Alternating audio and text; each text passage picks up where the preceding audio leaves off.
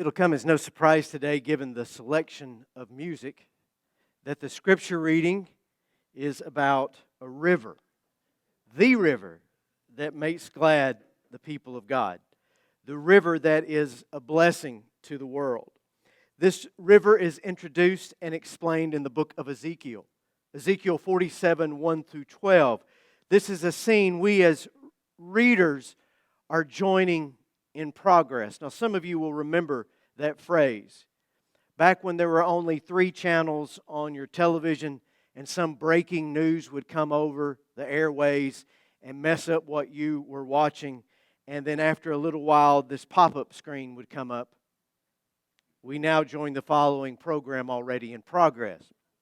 There is no DVR or live streaming, no rewind. Whatever you missed, you just missed it. Well, I'm not going to rewind 8 chapters today, but the book of Ezekiel contains exactly that, a long series of episodes. And these episodes arrive in the form of visions and dreams that Ezekiel has. Ezekiel 47 is a part of one of those dreams. This dream began way back in chapter 40. Ezekiel is transported to Jerusalem, the Jerusalem of the future, of restoration, and there is this bronze shining man who is his tour guide. It's an angel, I guess, an extraterrestrial, some mysterious being from the future. This bronze man would be much more at home in Star Wars, think CP3O, or an Isaac Asimov novel than in the Bible, I think. But regardless, the bronze man takes Ezekiel on this epic inspection of the city, spanning 8 chapters. And we now join the following program already in progress. At chapter 47, verses 1 through 12, and I'm reading from the Living Bible. Then he, the bronze man, brought me back to the door of the temple. I saw a stream flowing eastward from beneath the temple.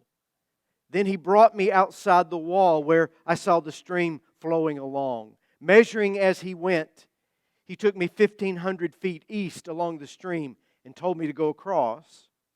At that point, the water was up to my ankles. He measured off another 1,500 feet and told me to cross again. This time the water was up to my knees. 1,500 feet after that, it was up to my waist. Another 1,500 feet, and it had become a river so deep I wouldn't be able to get across unless I were to swim. It was too deep to cross on foot. He told me to keep in mind what I had seen, then led me back along the bank. And now, to my surprise, many trees were growing on both sides of the river.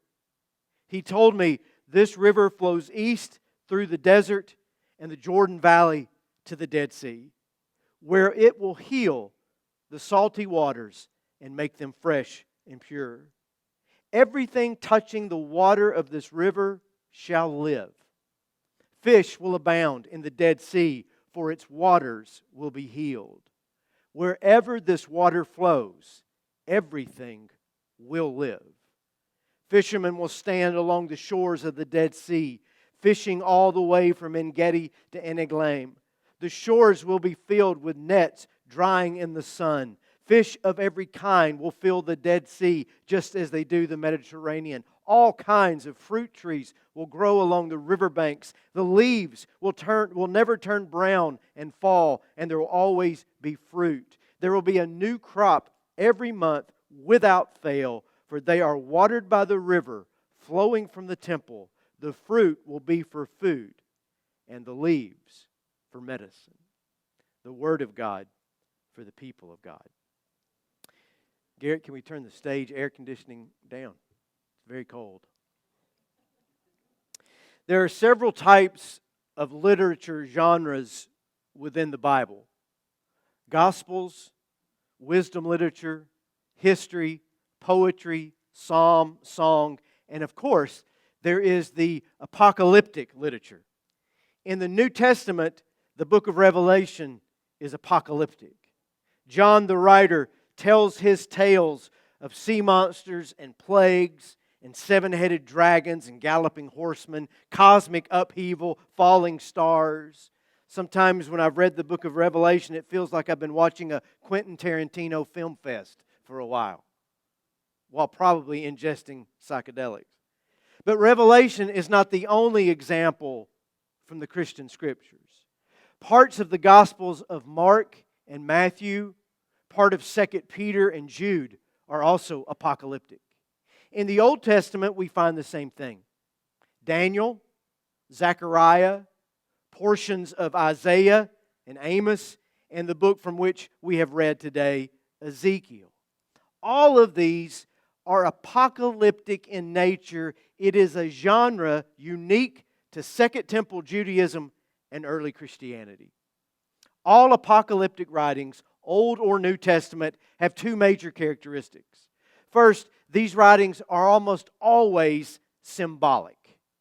Nothing is direct. Rarely is anything explicit. Everything is shrouded in mystery and nuance without clear explanation. Though some people make a very nice living explaining all the symbolism. The best-selling Christian books of the last several generations have been foolproof, ironclad, unquestionable decodings of the biblical apocalyptic writings. Or so say the authors of those books. I would note that over these generations that none of those books have come true. But ask those people and they will tell you that they have the answers. Better yet, buy their book, they would tell you they have the answers. I think they're selling more hype and hysteria than they are hope and clarity. And the second characteristic of all this apocalyptic writing is that it was written, all of these apocalyptic books were written during a time of extreme trouble and extreme suffering. The community originally receiving this literature was in crisis. So the writer writes to inspire faith in the readers, offering them hope that life will not always be as tough as it is right now. Telling them to keep the faith because God in His own time, in His own way, will intervene, bringing His victory and justice to bear in the world. Both of these characteristics, this mysterious symbolism and the appeal to hope and trust in God, are evident in this work by the prophet Ezekiel, evident in abundance. In fact, when it comes to the biblically mysterious, often the biblically bizarre, Ezekiel is without rival. Have any of you ever read the book of Ezekiel in whole? He has these strange visions of vast valleys full of skeletal remains that suddenly get up and walk and take up life again. He sees in his mind the final battle of the world, a war to end all wars that he calls the Battle of Gog and Magog. He envisions God speaking within this wheel within a wheel, a kaleidoscope of rainbows or something. And some have come to the conclusion that these visions are so over the top, so bizarre, that Ezekiel must be either mentally ill, suffering post-traumatic stress disorder, or he's had a close encounter with a UFO. Tim, where are you? But all of that aside, the Jewish people believed that God had actually spoken through these strange visions and these strange dreams. And they concluded that while they had not had that experience, that somehow there was substance to what Ezekiel was saying. God was trying to say something through this man. And so we come to him today looking and listening for God to speak. A little bit about Ezekiel. When he was a young man, he was preparing to become a priest at the Jewish temple. Think of him as a Bible college or a seminary student. And just at the moment he earns his degree, disaster strikes. A foreign power, Babylon, modern-day Iraq, invades Israel, slaughters its army, lays waste to the countryside, tears down and burns to the ground the temple of God, and deports all of its youngest and brightest citizens across the desert to Babylon. Ezekiel is one of those young, bright deportees. He is yanked away from home and family. His country is destroyed. He witnesses the tragic death of his young wife. His plan for a career vanishes before his eyes, and he spends the rest of his life in a foreign land having and recording these strange visions. What would it be like to be Ezekiel, having lived through such a horrifying experience? Well, I don't think we have to look very far. On October 7th, 2023, Hamas launched more than 4,000 rockets into southern Israel. 6,000 militants crossed the Gaza-Israeli border on foot, in military vehicles, by powered hang gliders. And some 1,200 Israelis and foreign nationalists were killed, mostly civilians. It was an act of savage terrorism, the bloodiest single day for Israelis since the end of the Holocaust in World War II. The violence was particularly grotesque at the Nova Musical Festival, 3 miles from the border. Slide, please, if you would. That festival was held out of doors on a holiday weekend. 4,000 people were in attendance, mostly teenagers and college students. A full third of that day's casualties occurred at the Nova Music Festival. And then adding to the horrors of that day, 251 people were taken hostage by Hamas and carried back into Gaza. 85 of those hostages were murdered while they were held in horrifying conditions. The remainder eventually made it back home, the last of which being released after more than 2 years in captivity. 2 years of torture, 2 years of abuse we cannot even imagine, 2 years of hell on earth for both them and their families. Now that is a contemporary, terrifying example of exactly what happened to Ezekiel.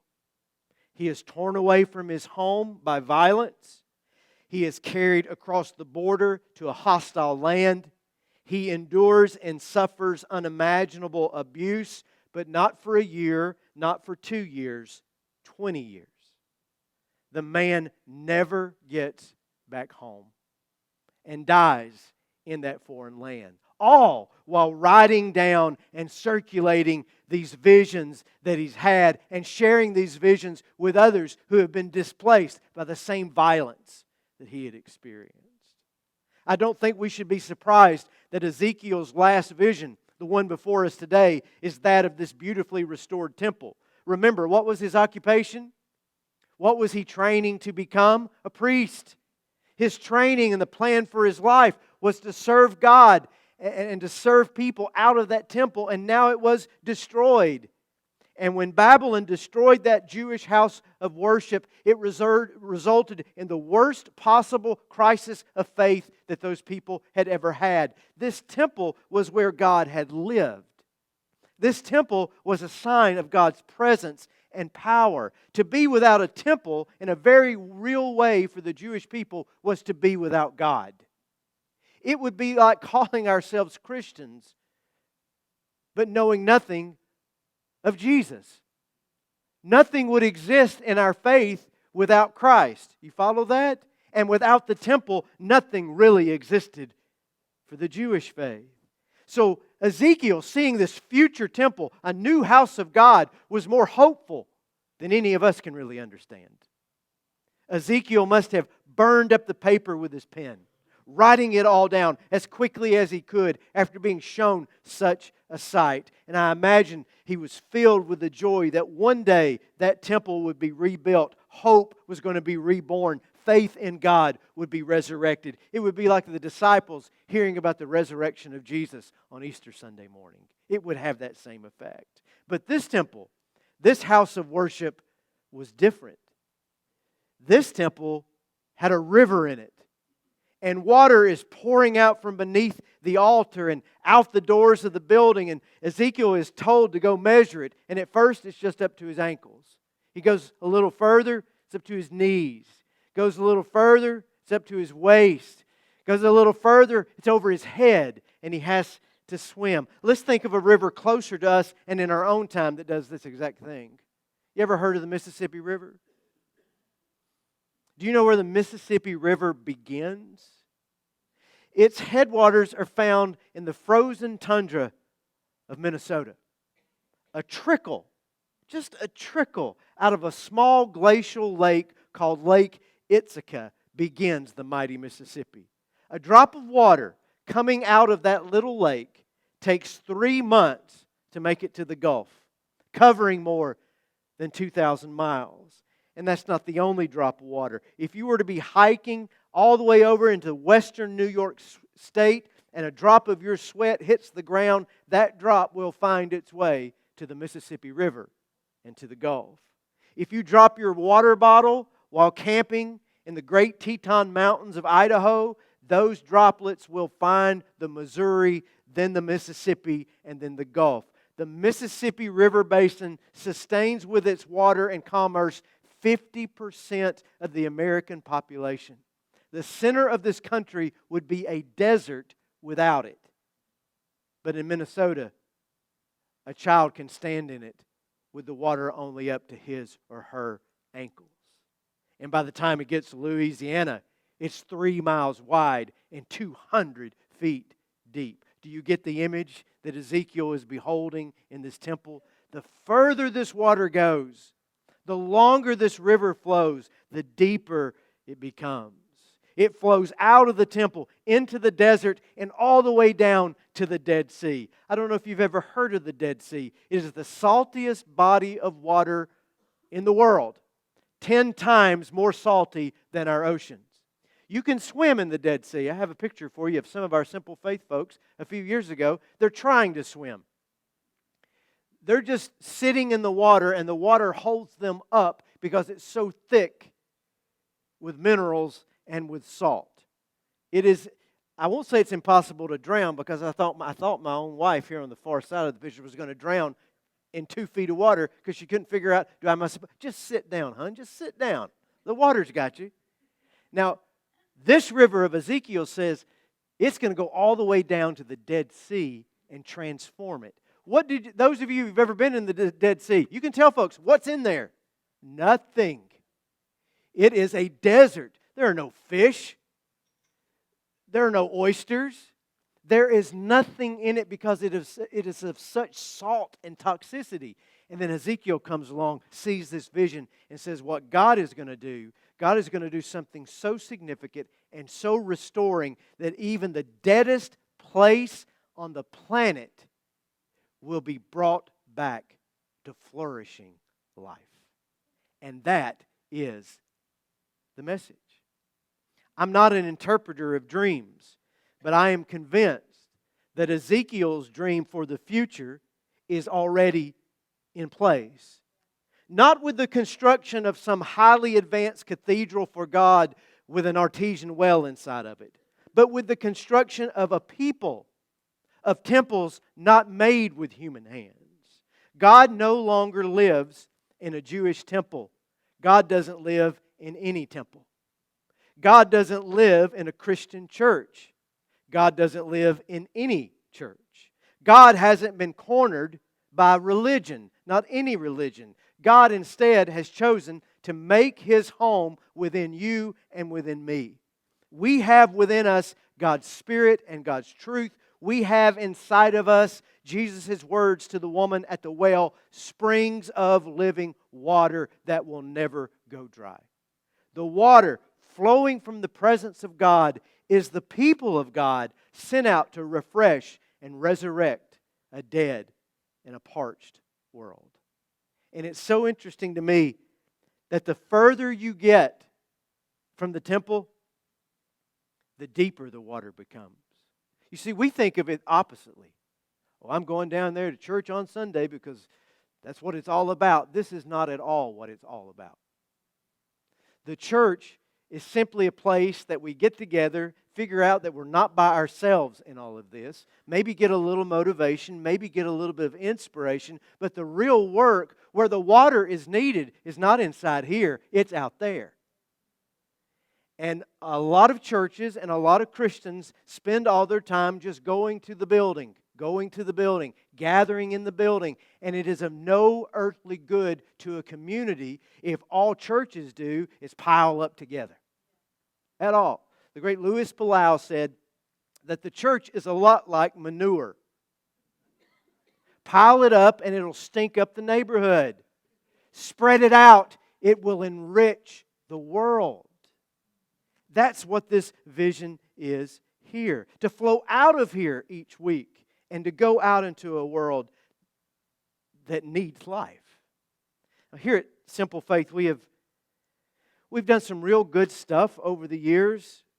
We've given away hundreds of thousands of dollars to local, regional, and international charities. And I'm so happy to say, with the ladies of Path of Grace here, that we have been a longtime supporter of Path of Grace. We love y'all, and we're glad that you're here today. And we love John and Peggy and all the work that they have done. John Broussard. I bump into people all the time in this community, and they say, Path of Grace, I helped start that. I'm like, how many starters did y'all have? A bunch, because it's worthy, hard, difficult work. Amen?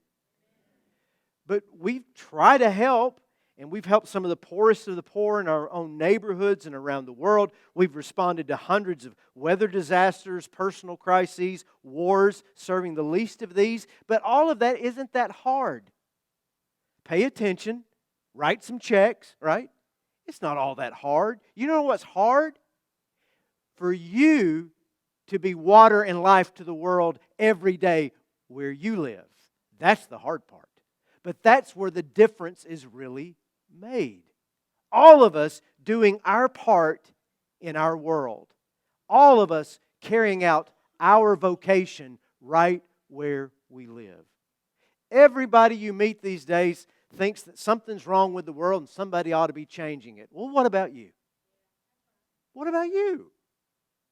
Because you can change your little part of the world. It's all any of us have. And you don't have to be perfect at it. You don't have to be the best at it. You don't have to have everything figured out and know all the answers to all the questions. Just love people. Serve people. Help people. Be kind to people. Be the river of life right where you live with your talents, your uniqueness, your personal vocation, and yes, with all of your frailties and failings and shortcomings. You don't have to be flawless. You just have to be you. The true, beautiful soul that God has made and God is making. Giving a little life out of the life that you have found for yourself. And you just pop up like a little oasis in the middle of a desert. I love an ancient story from India, and the story is probably as old as the words we have read today in Ezekiel. And I'll finish with this. There was a villager who every morning put a long stick across his back, and the stick had a water pot on each end.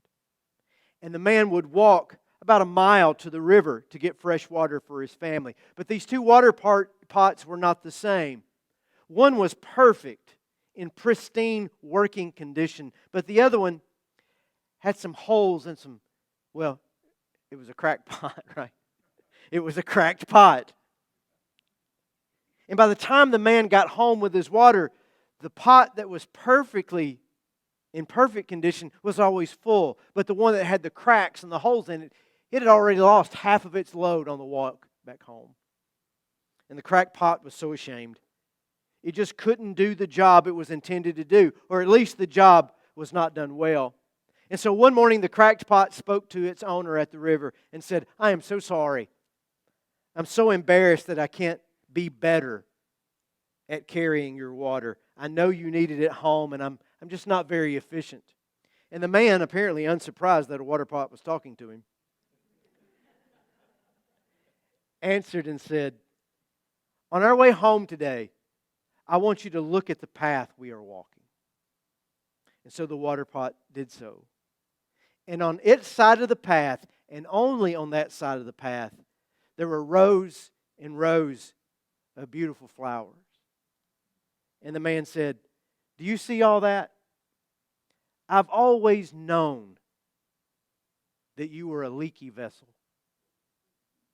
And so I planted these flowers on your side of the path, so that as that water escapes and leaks, It gives life to these flowers, and these flowers are enjoyed by everyone in the village. And that's what I'm talking about. Within each of us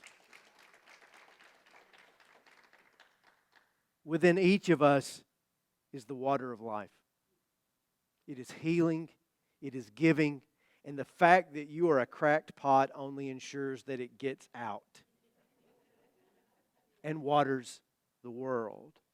Wherever this water flows, everything will live, and that life is within you.